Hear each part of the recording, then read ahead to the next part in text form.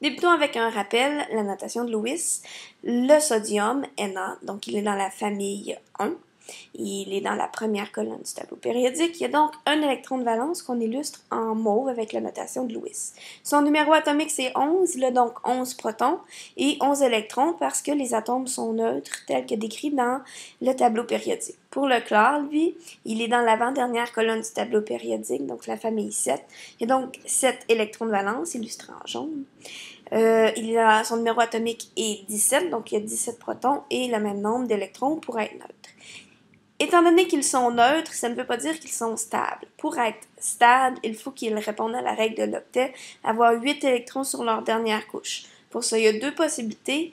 Donner des électrons pour tomber sur la couche inférieure qui est remplie, ou perdre des électrons pour compléter sa dernière couche à 8 électrons de valence. Dans le cas qui nous intéresse, le sodium, qui est dans la famille 1, va donner son électron, va donc avoir un électron en moins que son nombre de protons, il y a 11 protons, 10 électrons, sa charge va être donc de 1+. Pour ce qui est du chlore, lui, il va gagner un électron pour ressembler à la famille 8, pour avoir 8 électrons de valence, donc il va avoir 18 électrons et 17 protons, sa charge va donc être de -1.